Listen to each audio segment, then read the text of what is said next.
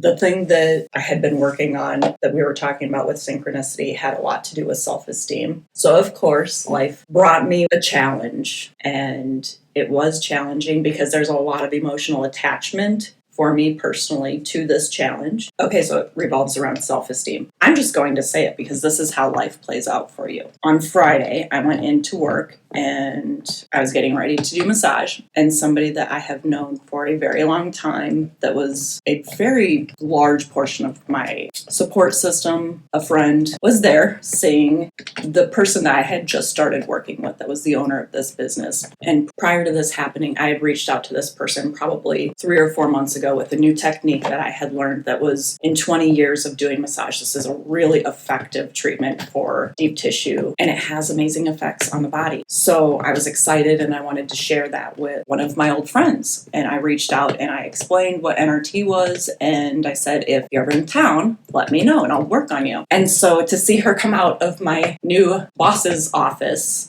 was really awkward, I think, for all three of us. And generally, as a massage therapist, I'm pretty okay with clients going where they need to go. If they didn't like or if my massage wasn't good for them personally, they have the right to go wherever. I'm really aware of that. So that isn't necessarily what it was. But then my friend started talking to this person about setting up a time that she could come to her town and she would put all of her clients on a list for my new office mate to go to her town and work on all of her clients because she was not going to learn NRT until next year. And as I'm sitting there, I'm thinking of how desperate of a financial situation I've been in as a single mom, raising 2 kids through COVID, losing my office, losing a lot of clients just over all of those things. And it was really intense. And I kind of just got my stuff and I got up and I went to the bathroom and I'm just kind of thinking, I really don't want to experience this situation. I was riding really high on just energy and life and where I was at, and I was feeling really confident. And now I'm hiding in a bathroom wanting this friend to leave because I don't want to deal with this situation. I don't want to deal with the emotions that are coming up. I didn't like the sense of feeling out of control with my emotions and how this instantly just brought up a lot of rejection. And rejection has probably been, rejection and isolation have always been my thing since I was a really little kid. So this is hitting like one of, for self-esteem, the biggest aspects of why I'm not where I'm at right now. What did I do wrong? Was I not a good friend? Am I not a good therapist? What were they saying about me? I mean, this just brings up, how could somebody not know what I need or not want to help me if they say that they care about me and support where I'm at in life? There were just a lot of things, but what it really came down to what is become aware of what my reactions are. So I instantly just wanted to be like, I'm done.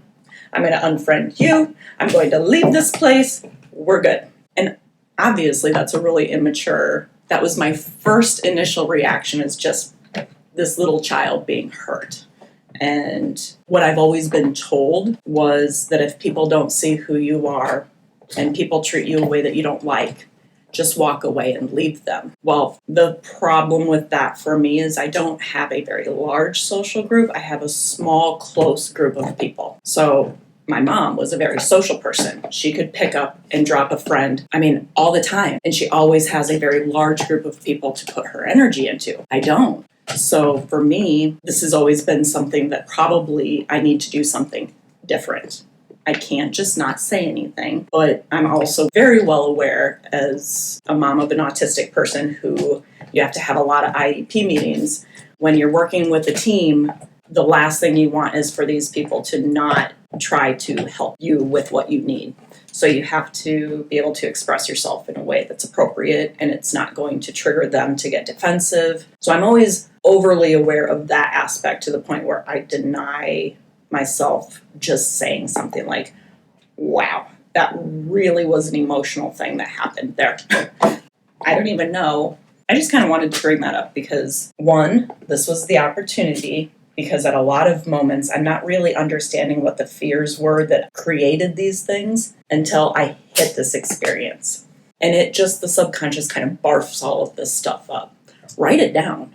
These are the things that are the cores of why you have these fears or hesitations, or why we shove stuff to the back of our head and we don't want to deal with it or fix it. Those are the beliefs and values that we picked up at one point in our life that may have been true to that person at that time, but no longer serve a function for here and now, right? Again, I'm a different person. I'm not that little person. I have a lot of good friends that are very supportive of me. So it's an opportunity. So instead of spiraling into a self-esteem, I must not be good enough, I'm not lovable, I have no friends, which is a lie that my brain will tell me, I decided, okay, you're on your path. You asked for these things to get better.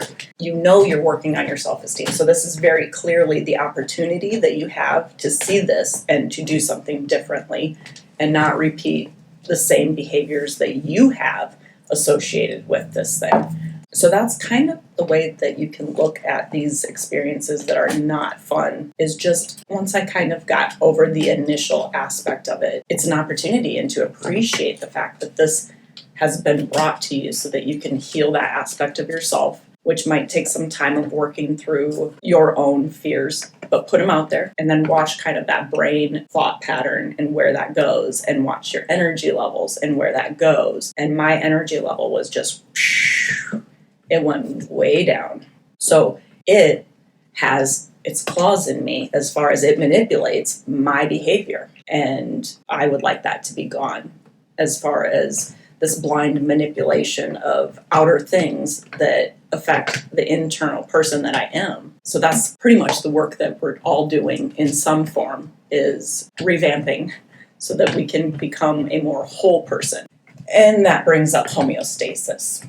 When I was going through school, that's a concept that we learned. And it basically is the idea that our body and our mind and our soul are constantly trying to get back to a state of perfect health. So our soul is constantly trying to get back to a state of wholeness where it knows its power. It knows it's older than dirt. It knows that the small thing that may seem very serious to the personality right now is just a small thing. And everything about your life, especially when you know that you're focusing on your path, everything in your life is your soul trying to say, okay, you're ready. You might not like it, but you're ready to look at this, because this is what I need to get whole again and to be in my state of power without having all of these claws in you. This is obvious. If you found this video useful and like it, hit the like button and subscribe, and also get some notifications as well.